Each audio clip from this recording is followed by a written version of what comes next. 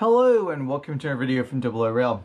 So today we have a class 156. This is from Realtrack, and it's I think made by Rapido trains for Realtrack, and it's a very nice model, and you probably will see a review.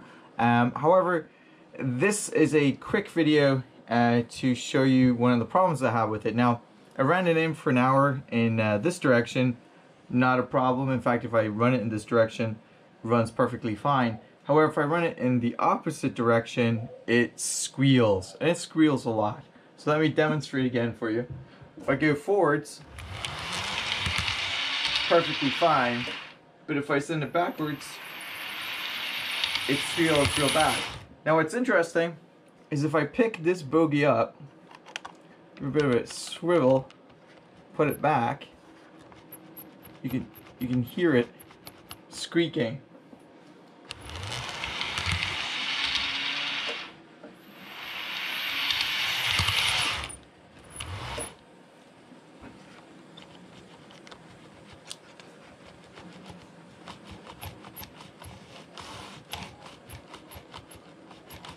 So I'm guessing it's probably an issue with the wheel set. It might just be needing some lubrication. So I'm going to take a closer look at it, and then we'll see if we can fix the problem.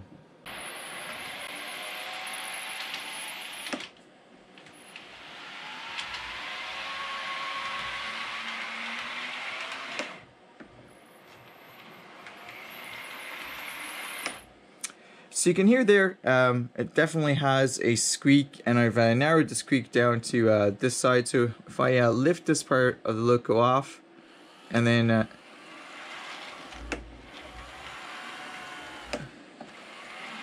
it doesn't squeak. What's interesting is if I lift this part of the bogie up, you can hear it squeaking. So I definitely know it's on this part of the loco. So if I lift up the bogie this way, it's not squeaking at all. But if I put all four down,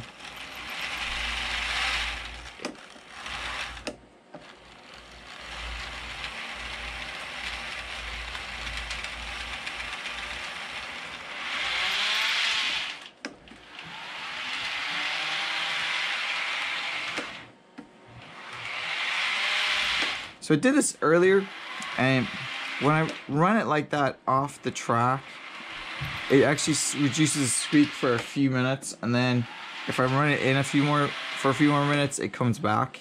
You can still hear it, it's just not as profound. So if I let this run around the layout for a minute, you'll see it'll come back.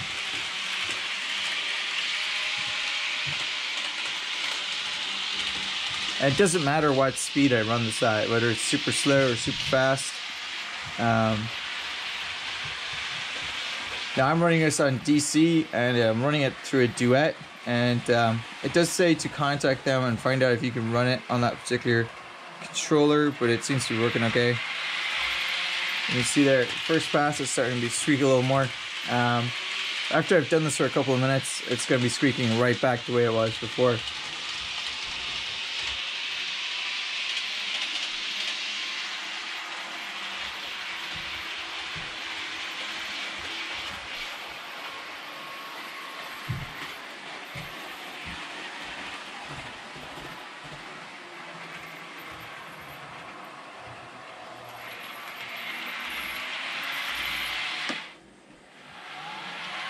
silent. Squeaking. It's very strange. Alright, so what we're going to do is we're going to go and take the loco over to the workbench and see if we can figure it out. But I don't want to take it over in one piece, so what we're going to do is show you how to disconnect it. So you just basically flick it over and give it a little tug and it comes right out. So I wonder if these will run independently of each other, so let's find out.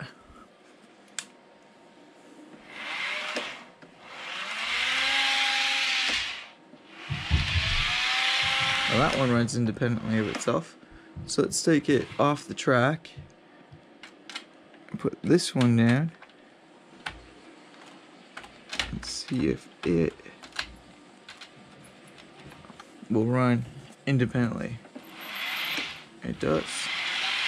That's interesting. It doesn't make any noise that way. It's squeaking this way.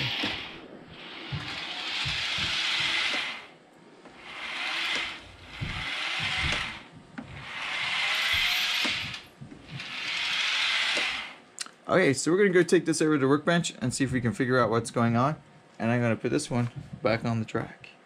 Okay, so we're back over at the workbench, and this here is the class 156. You can see there it's got a kind of a speaker location there. You can see it says Realtrack and Rapido trains. The underframe detailing is fantastic. And again, just look at the we'll show you this running on the layout, but it is one fantastic effort there by the folks at Rapido. Alright, so our problem at hand is this squeaky wheels. Now it looks like the axle box here is okay, so this one's motorized and this one is freewheeling, so let's test this one first.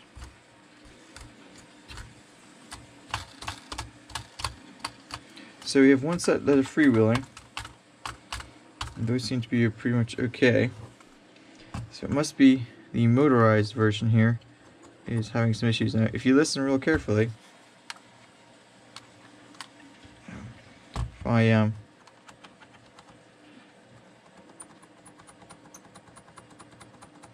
here's part of your problem. That one's okay. It's this wheel set right here.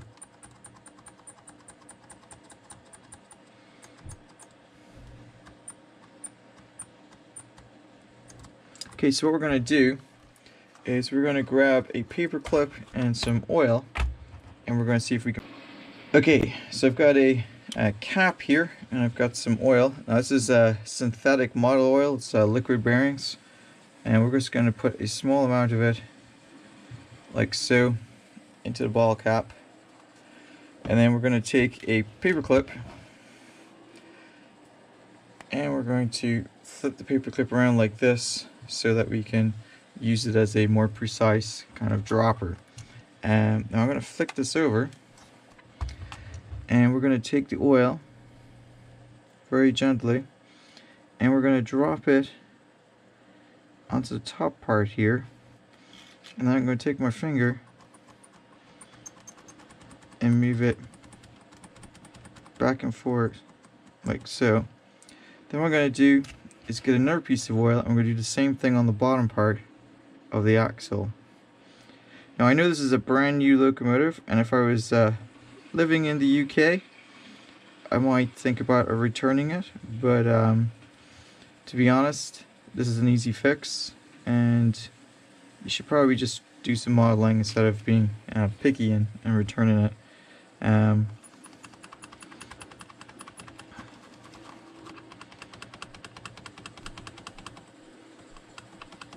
So you can see there,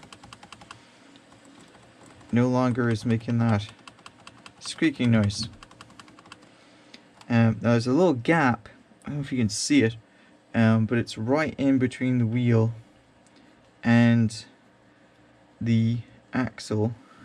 So I'm going to drop a tiny amount of oil and when I say tiny, I mean this is minute amount of oil in there. Just work it in by moving it back and forth like so. Now I'm going to check the other one. This one's fine, it's not doing anything. This one was the one that was making all the noise, and it's not doing it now. Alright, so what I'm going to do next is I'm going to take this back over to the layout, and we'll see if it still squeaks or not.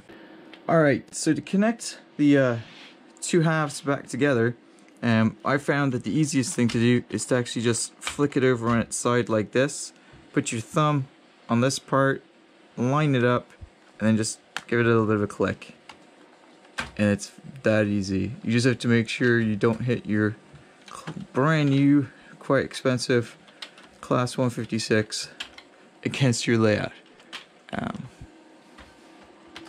You also want to make sure your hands are clean, as usual.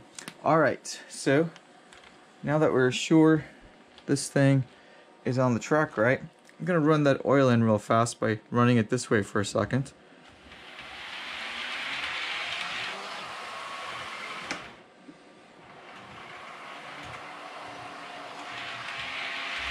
And we're fixed. Alright, so I'm going to run this around the layout a bit, but before I do that, I'm going to go and give you guys another look at this thing. Running real slow. Okay, so this thing, it almost immediately started squeaking, and you can see now it's not squeaking at all. Not even trying to, and that's a great thing. So you can see there is a very easy fix. There was no need to take it back to the manufacturer, or it would have cost me probably $50–60 to ship this thing back to the UK. So very easy fix, a little bit of oil. It was very easy to diagnose. You saw there, basically isolated it down to which module, and you saw that you can run them independently, which makes it a lot easier. I didn't know that until I actually tried to do it, and it's a fantastic model. So and that's it. So I'm gonna let this run for a couple of minutes, and then we'll show it to you again, just going real slow and real fast on this section of the layout, so you can see that it really is fixed after letting it run for about 5 or 10 minutes.